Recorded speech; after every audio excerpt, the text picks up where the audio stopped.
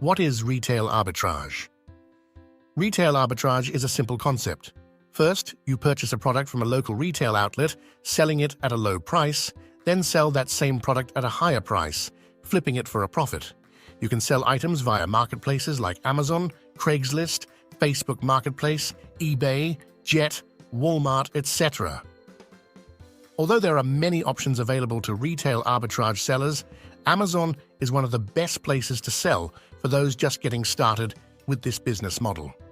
Amazon allows you to do something called FBA, Seller or Fulfilled by Amazon business models. Amazon FBA is an excellent program because it allows you to purchase products and send them directly to Amazon for fulfillment. This means no need to handle emails, calls, or customer returns. Although retail arbitrage may sound like it's the same as regular retailing, it's not. The main difference is that the seller buys their products from wholesale suppliers or manufacturers in regular retailing. However, sellers get their products or stock from other sellers or retailers in retail arbitrage. There are a few different aspects to consider if you're planning on taking up retail arbitrage, and we'll dive into each of them later. But first, let's take a look at how retail arbitrage works. How does retail arbitrage work? Retail arbitrage is a straightforward yet potentially lucrative concept, and it's one that businesses of all sizes can use regardless of the types of products they sell. Here's an example of how retail arbitrage works. Say you come across a sale at Target, where men's leather wallets are offered at a significantly discounted price of $5 when they usually go for a $30 selling price.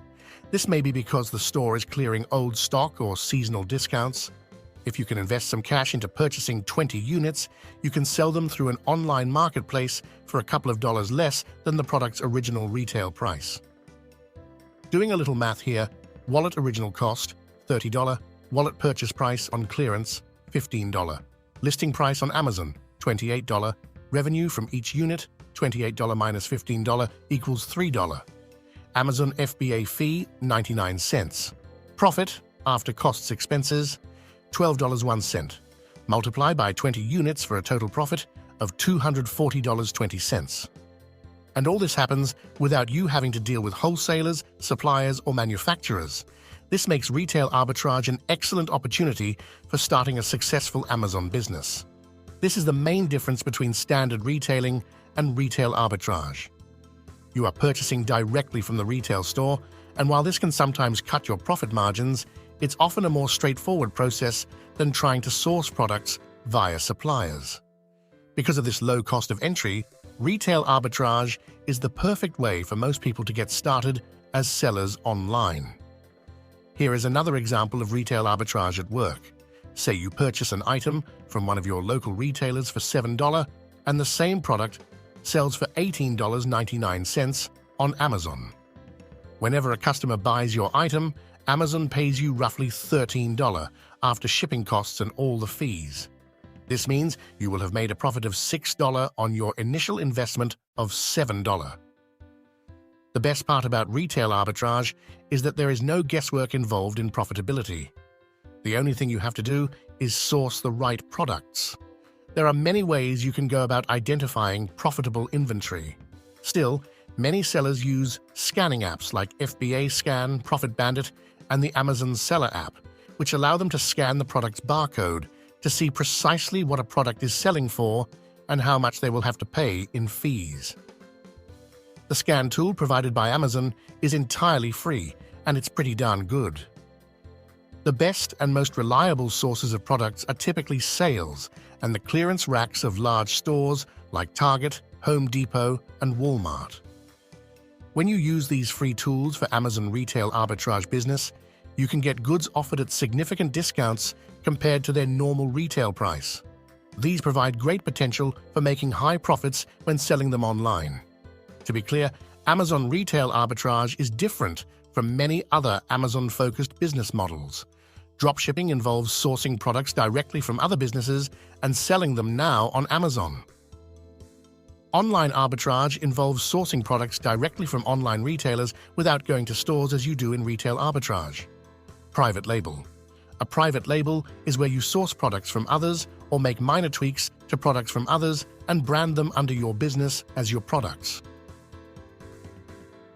Why does retail arbitrage still work? You may be wondering why retail arbitrage still works and why customers would even buy products sold at a higher price instead of simply going where they are sold the cheapest. The answer is simple: convenience and economics. First of all, the products aren't priced the same everywhere.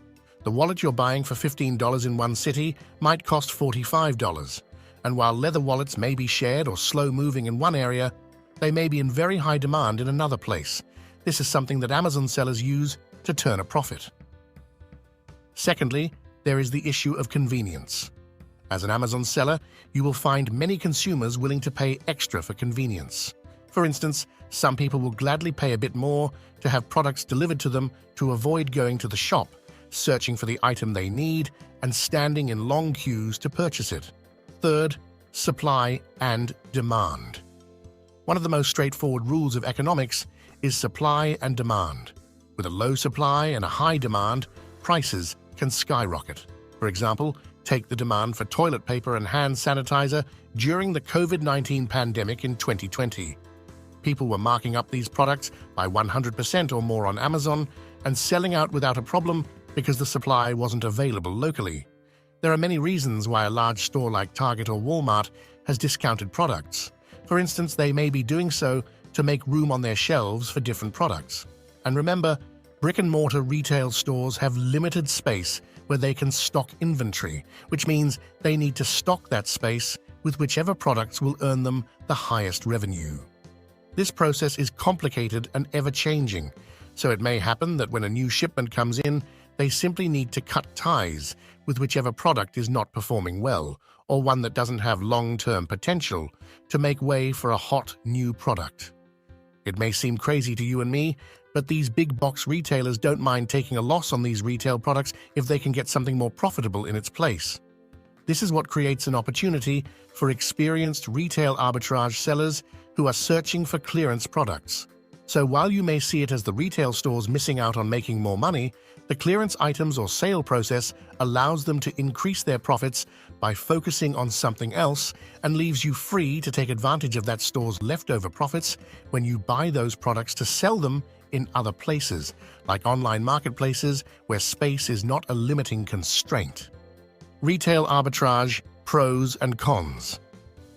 As with most other business models, retail arbitrage has benefits and drawbacks. Before you decide whether or not this is how you want to sell on Amazon, check out the pros and cons of retail arbitrage. Retail arbitrage pros: low barrier to entry. Becoming a retail arbitrage seller typically has a lower threshold than most businesses. With this type of business, you can get started with as little as $100. This low cost of entry is one of the main benefits of retail arbitrage. Since you will not be buying products in large quantities directly from suppliers, you don't stand to lose much money if your product doesn't fly off the shelves. Short-term earnings. This business model presents an opportunity to make money very quickly. Since you're not trying to build a brand or create lasting relationships with suppliers, you can focus on rapidly making your first profit. For people just getting started selling on Amazon, this is one of the fastest ways to make a profit. Commerce Authority. When you conduct retail arbitrage in conjunction with Amazon, you benefit from working with one of the world's largest and most trusted retailers. As a third-party seller sourcing products from elsewhere and selling them on their platform, you give Amazon a cut of your earnings, making you a valuable revenue source for them. Because of this, they generally work hard to keep your business by offering you great benefits for using their platform. Private labeling gateway. Retail arbitrage is a great way to get into private labeling and using Amazon Seller Central. Many retail arbitrage sellers on Amazon gravitate towards using the platform's FBA services because of its ease of use and the many benefits of using a private label. They use Amazon's Seller Central dashboard, and once they get the hang of how the system works for selling on Amazon, they typically create their own brands selling under private labels. Using Seller Central is a stable and more scalable way to do business online. Retail arbitrage cons. Brand registry protection for retail stores. One major hurdle when using an online marketplace like Amazon is that a particular product sells as brand gated. Brand gating is when Amazon gives brands and private label sellers greater control over product listings. If you sell a brand-restricted product, you will have to ask permission to sell those products. Listing products without getting authorization may result in your account being flagged and taken down by Amazon as profitable items. These types of brand regulations make retail arbitrage a risky venture, and you must always ensure that the products you sell are not part of the platform's brand registry before listing them. Lower margins for retail arbitrage sellers. Since you don't have any ownership of your products, you have limitations placed on you which hampers your profit margins. For instance, if the products you want are top-rated, the retailers may place buy limits. This means that you might have to ask others to buy the stock for you to purchase more stock than they allow you to. This takes up more time and effort, but may also cost you money, as some people may ask for a cut. Increased risk. As retail arbitrage seller, when conducting retail arbitrage in Amazon business, you risk losing a large portion of your investment if your inventory is not good. For instance, it may turn out that some products you purchased were on sale because of certain defects or recall issues that you didn't know of. Often, larger retailers know when newer versions of products are coming out, so they put the older products on clearance to make way for the latest stock. Unsuspecting resellers may buy such products only to face a significant loss when the new versions hit the shelves. Low customer retention in retail arbitrage business. Since you're unlikely to find the same products on clearance again and again, you will have to sell all kinds of different things. In addition, you will likely get to meet new clients every time you change your inventory.